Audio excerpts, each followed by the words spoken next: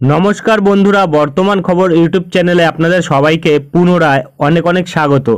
তো বন্ধুরা, আগামী 7 দিন কিন্তু আমাদের দক্ষিণবঙ্গে বৃষ্টি থাকতে চলেছে।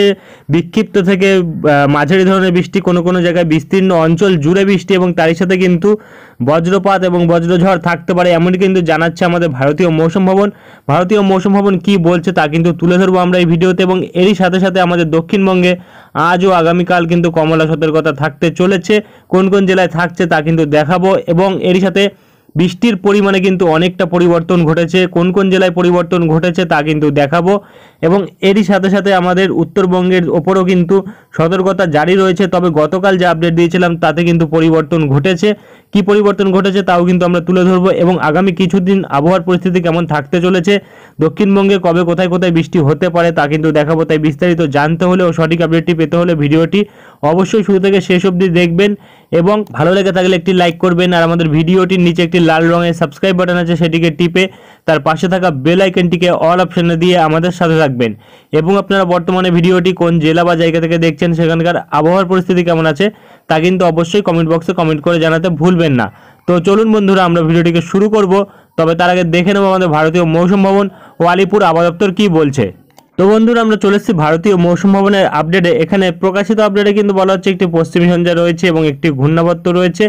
একটি রয়েছে উত্তর পূর্ব আসামে, এবং একটি রয়েছে কিন্তু আমাদের উত্তরবঙ্গের ওপর, এবং অক্ষরেখার উপরে কিন্তু এটি রয়েছে ঝাড়খণ্ডের ওপর দিয়ে। এবং এখানে কিন্তু যেটা বলা হয়েছে, এই উক্ত সিস্টেমের ফলে কিন্তু বৃষ্টি থাকছে আমাদের ভারতবর্ষের বিভিন্ন জায়গায়।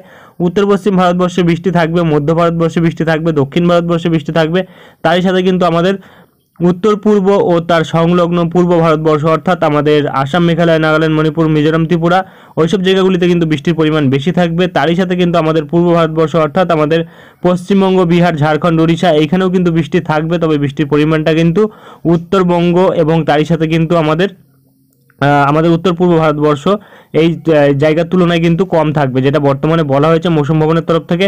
এবং এখানে বলা হয়েছে বজ্রঝড়, বজ্রবিদ্যুৎ সহ বৃষ্টি এবং বিচ্ছিন্ন পরিমাণে বৃষ্টি, বিক্ষিপ্ত পরিমাণে বৃষ্টি থাকবে। 40 থেকে 50 কিলোমিটার বেগে ঝোড়ো হাওয়া থাকবে, যেটা কিন্তু পূর্ব ভারতবর্ষের মধ্যে থাকবে 12 থেকে 14 তারিখ অবধি। এবং আরও বলা হয়েছে বিক্ষিপ্ত থেকে অনেকটা অঞ্চল জুড়ে বৃষ্টি, মাঝারি বৃষ্টি থাকবে, বজ্রপাত থাকবে, যেটা 40 থেকে 50 কিলোমিটার বেগে ঝোড়ো হাওয়া থাকবে উত্তর পূর্ব ভারতবর্ষ এবং তার সংলগ্ন পূর্ব ভারতবর্ষে থাকবে আগামী 7 দিন। অর্থাৎ আমাদের দক্ষিণবঙ্গে কিন্তু আগামী 7 দিন বৃষ্টি থাকার সম্ভাবনা রয়েছে, এমনই কিন্তু জানাচ্ছে আমাদের মৌসুম ভবন। এবং এর সাথে কিন্তু আর কিন্তু তেমন কিছু বলা হয়নি, এখানে তাপমাত্রা কমে আসার কথা বলা হয়েছে, এবং তাপ প্রবাহ কিন্তু থাকবে, যেটা গুজরাটে থাকবে এবং তার সাথে পশ্চিম রাজস্থানে থাকবে। এবং গরম আর্দ্রতাপূর্ণ আবহাওয়া থাকবে তামিলনাড়ু, পুদুচেরি, কারাইকালে থাকবে, যেটা 12 তারিখ অর্থাৎ আজ থাকবে। এবং তাপ প্রবাহ থাকবে বিভিন্ন জায়গায় 14 থেকে 15 তারিখ এবং 15 থেকে 17 তারিখ, যেটা গুজরাট ও পশ্চিম রাজস্থানের উপর থাকবে।